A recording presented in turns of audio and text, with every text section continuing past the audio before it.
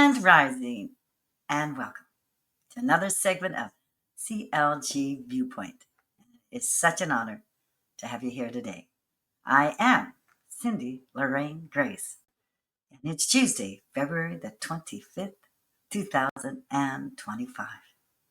Today's segment, we will be covering what is Reiki healing and how does Reiki work? India finds BBC media. Irving Paper shuts down 50% of New Brunswick's operations due to electricity rates. Warning issued for online casino and obituary scams in BC. House to be picked up, moved, and donated to an island-based First Nation. And in my inspirational soul of light for today, one of my favorites is Mahatma Ghandi. Well, each segment, I'd like to start with a sage clearing. For some of you that don't know about sage and its clearing properties, it's to clear away negative energies. Yeah, those little energies like to cause a little bit of chaos in everybody's life. And also learning experiences. Anyways, only divine love and divine light is allowed here. So to all low energy entities, you are healed, forgiven, enlightened, and sent back to your perfect place, and escorted by my spiritual guides. And so it is.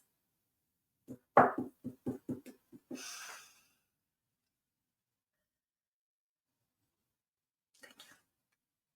Thank you so much. Now, off to our first video. What is Reiki?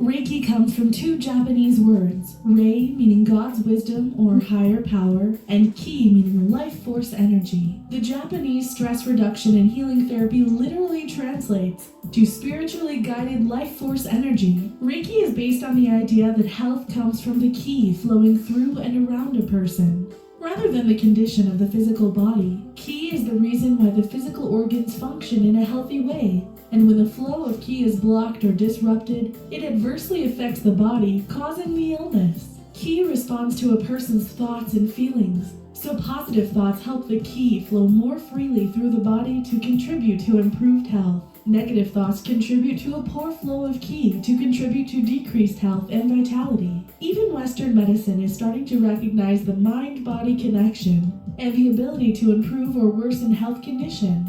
To understand how the mind-body connection works, you must understand that all the organs are connected to the nervous system via the nerves that transmit messages to and from the brain. Therefore, our mind is more than the brain itself. Reiki is a natural and safe way to heal the body. Its spiritual healing practices can be used via a practitioner, but self-healing techniques are also available for those who cannot find a practitioner in their area. Anyone can learn Reiki for self-healing purposes, including children and the elderly, as age and health state don't affect the ability to practice.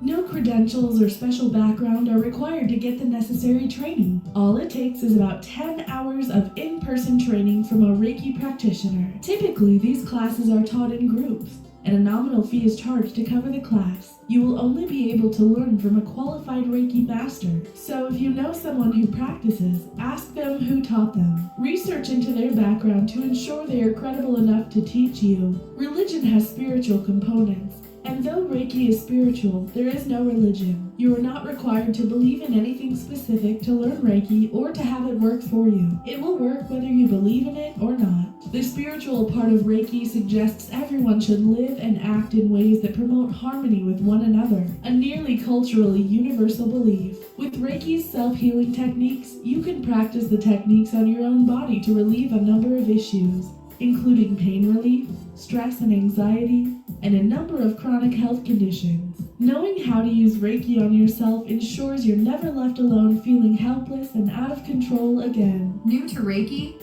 Click here to get your free Reiki. I hope you enjoyed that. I'm a Reiki master myself, and I thoroughly enjoyed taking the classes, and also I do a lot of the self-healing on myself and my family. It's definitely been beneficial for our family. And now on to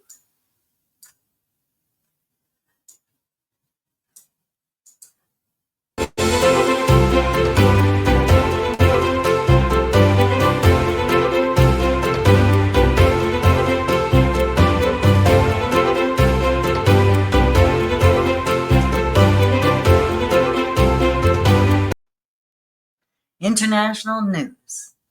RT News, February 22nd, 2025. India fines BBC media. The British state broadcaster has violated foreign exchange regulations, the authorities have reportedly found. British state broadcaster, the BBC, has been fined for foreign exchange violations by India's Financial Crime Fighting Agency. The Hindustan Times reported on Saturday, citing sources. The country's Enforcement Directorate, ED, fined BBC World Service India $397,980 for the violation of the 1999 Foreign Exchange Management Act, FEMA. The paper wrote, citing an unnamed official, 3 BBC India directors, Giles Anthony Hunt, Indu Shekhar Sinha, and Paul Michael Gibbons, have each been fined $132,400, quote, for their roles in overseeing company operations during the period of contravention, close quote, the official added. An extra penalty of $57.60 for, quote, every day after October the 15th, 2021, till the date of compliance, has been imposed. The ED's investigation was launched in April 2023, following tax raids on the broadcaster's offices in Delhi and Mumbai 2 months prior. The searches were based on suspicions of, quote, deliberate non-compliance with the transfer pricing rules and vast diversion of profits, close quote. According to sources cited by local media, the investigation found that BBC World Service India maintained 100% foreign direct investment in its digital media operations, surpassing the 26% cap established by the government in 2019. A statement from the British state broadcaster said, quote, we will carefully review any order when it is received and consider next steps as appropriate, close quote, insisting that it is committed to operating within the rules of all the countries it is based in, according to Reuters. The probe into the BBC's finances was launched in February 2023. Shortly after the broadcaster released a documentary examining Prime Minister Narendra Modi's handling of the Gujarat riots during his tenure as the state's chief minister. The Indian government had banned the documentary, calling it, quote, propaganda, close quote, and accusing the BBC, yes, the BBC, of bias. In February 2002, the state of Gujarat experienced severe violence following the burning of a train coach in the Ghandi municipality, which resulted in the deaths of 59 Hindu pilgrims. This incident ignited widespread riots across the state, leading to the loss of over 1,000 lives and displacing thousands. At the time, Narendra Modi served as the chief minister for Gujarat.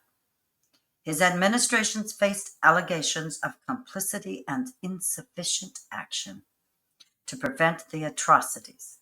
Modi has denied accusations that he did not do enough to stop the riots and was exonerated in 2012 following an inquiry overseen by the Supreme Court.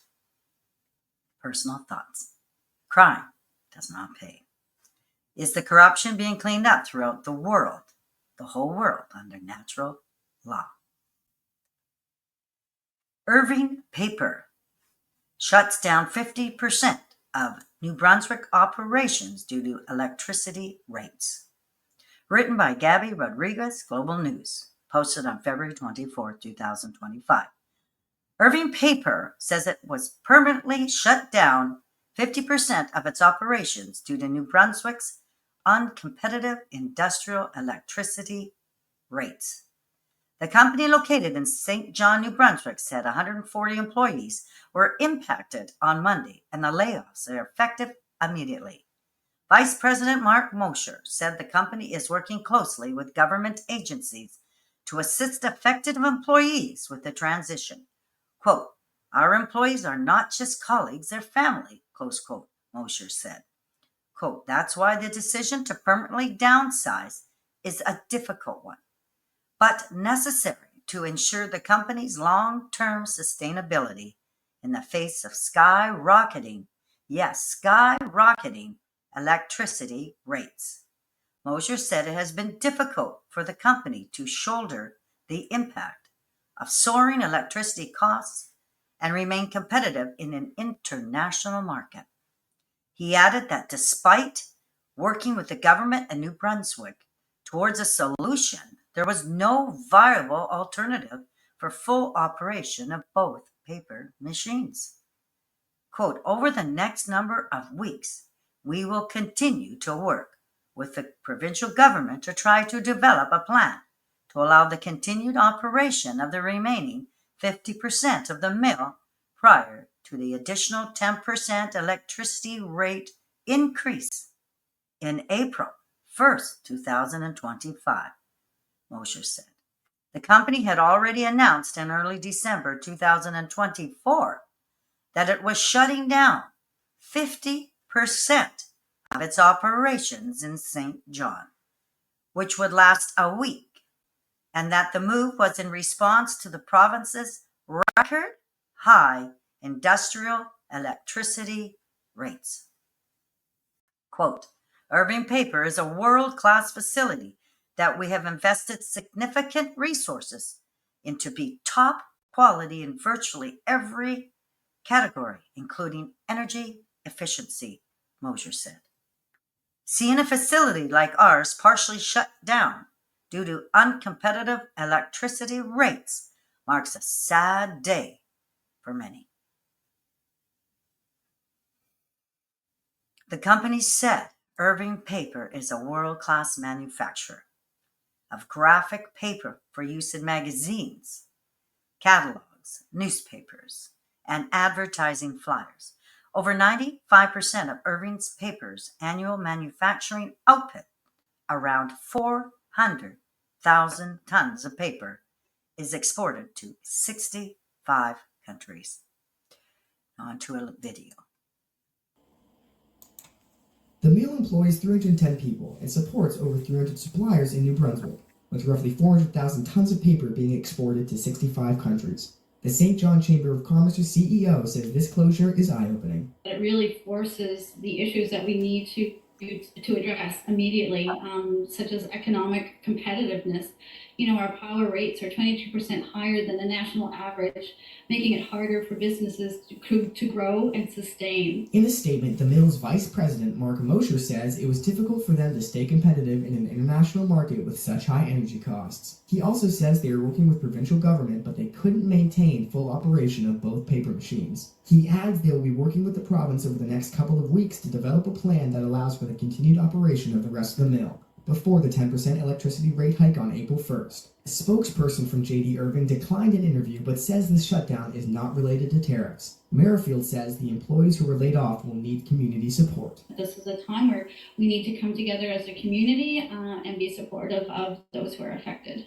NB Power says their rates are based on the cost of providing electricity to residential and industrial customers and are working to reduce the rate pressure on customers. The province's Natural Resources Minister says in a statement his department has been working with Irving to develop a durable solution for New Brunswickers, and they will continue to work with them, saying high power rates shouldn't be the reason people lose their jobs. A St. John councillor says her heart goes out for the people who lost their jobs. Hopefully these other businesses will be able to take advantage of this very unfortunate situation and recruit some of their staff.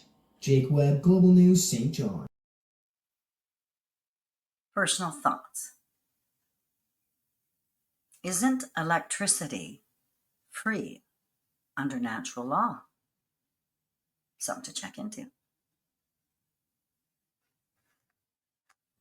Warnings issued for online casino and obituary scams in BC. Written by Laura Brogham, February 25th, 2025. Two BC-based organizations are issuing warnings about scams circulating in the province. Illegal online casino and obituary scams. BCLC has issued the warning about the illegal online casino scam. In this scam, a series of social media posts have been made imitating BC casinos, which trick people into providing details onto the illegitimate websites. Quote, highly deceptive, these scams share fraudulent posts and advertisements exploiting the logos, names, and exterior images of local BC casinos, and may claim to offer players exclusive bonuses and promotions if they register with their website or mobile application, close quote, BCLC said in a news release. Quote, BCLC warns that none of these sites are associated with casinos in BC or BCLC, close quote. BCLC says it is working to have the posts removed, but in the meantime urges people to be cautious. PlayNow.com is the only online gambling website that is permitted to operate in BC. The only apps are BCLC Lotto, Play Now Poker BC, and Play Now BC Sportsbook. All of BCLC's social media accounts are verified with a checkmark as well. To protect yourself with scams, BCLC is reminding people to be on the alert. Obituary scams. Consumer Protection BC is also advising about obituary scams, where legitimate obituaries are being spoofed, soliciting donations or memorial gifts from bereaved loved ones. The funeral industry reports hearing from people that some websites are pirating their obituaries or copying the information. Quote, instead of supporting someone you care for, the bad actors make off with the money, close quote, Consumer Protection BC said. When making a donation or buying a memorial gift for an obituary, people are advised to ensure the obituary is from a source you recognize, like a newspaper or the funeral home. Call their funeral service provider listed to verify they are soliciting donations on behalf of the family. Talk to someone close to the family to confirm their wishes. Report fraud to the Canadian Anti-Fraud Centre. In Canada, it processed 49,432 reports of fraud. That's 49,432 reports of fraud, where people lost $638 million to frauds. The Canadian Anti-Fraud Centre tracks frauds. That was in 2024. Personal thoughts. Another way to stop the fraud, maybe stop gambling online. Just a thought. House to be picked up, moved, and donated to island-based First Nation. Check News, reported by Ethan Morneau. February the 24th, 2025. There's a big move for even bigger costs happening in Campbell River this week as Habitat for Humanity, Vancouver Island North, picks up and donates a house to a local First Nation where a new family will get to call it a home. The two-bedroom house currently at 461 Hillshee Road in Campbell River has already been cut into two sections to make the multi-night move easier for crews. The interior is about 1,200 square feet, according to Habitat, and the move itself is happening over 2 nights, on Monday and again on Wednesday, February the 24th and 26th. This upcoming feat means the house will avoid demolition. As a result, an estimated 15 tons of waste will be diverted from the local landfill, the group says. Quote, we are extremely pleased to work with the Homalco First Nations to donate this viable home rather than have it end up in the landfill, said Jeff West, the nonprofit's executive director, in an email to Czech News. Signs show Belton Brothers structure movers will be handling the move. First Nations will then refurbish the house over the coming months, something Habitat said is most cost-effective than building from scratch. On its website, Campbell River-based Homalco says its community is growing but struggling to find housing that is safe and meets its needs. The nation has a small land base and limited houses available, but responding to this growing need is top priority. We have a strong desire for housing that is safe, well cared for, and available for members who want to live in Homalco. West adds to his statement that, quote, the need for housing touches all communities and solutions lie in creative approaches and meaningful partnerships, close quote. A history of housewarmings. This isn't the first time the structure has been lifted and moved. The families have to put in about 500 volunteer hours to get the keys to a new Habitat house, which comes with a mortgage geared to their income. Quote, the affordable mortgage payments go into a revolving fund that allows Habitat for Humanity to build more homes and provide more people with affordable home ownership opportunities, close quote, the group says. The property on Hilchi Road is a Habitat VIN build site with plans to develop into a 20-unit complex, according to the group. Next door, 11 townhouse-style houses built by Habitat crews have been occupied for several years now. West said that's in the works, requires an ambitious fundraising plan, and people are encouraged to donate. Shopping at the local restore or donating to the store will also help fund these many projects. At the time, Habitat staff told Czech News that housing costs were out of reach for many local families. Community engagement manager Crystal Arnett said donating the house to the Homalco community would help, quote, meet some of their needs, close quote. In January of this year, the Canadian Real Estate Association said the benchmark price of a single family home in Campbell River was $691,000 in December 2024. That's correct. For a single family dwelling house, $691,900 in December of 2024. That was up 4% from the previous year, it said. Quote, being Habitat, we didn't want to destroy or deconstruct the home, so we wanted to make sure it went somewhere that was needed, close quote, Arnett added at the time. Personal thoughts. This is sure an excellent way to rebuild a home instead of destroying it. How many houses in Canada that could be refurbished and given to families who are homeless? And under natural law, all Canadian citizens are to have a home. Homelessness is illegal under natural law. Closing.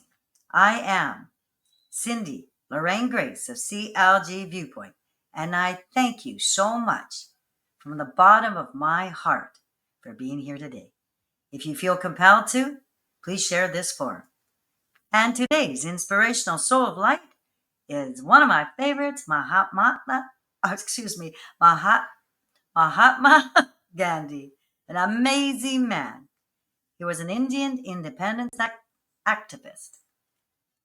He's an Indian lawyer anti-colonial nationalist and political ethicist who employed nonviolent resistance to lead the successful campaign for India's independence from British rule.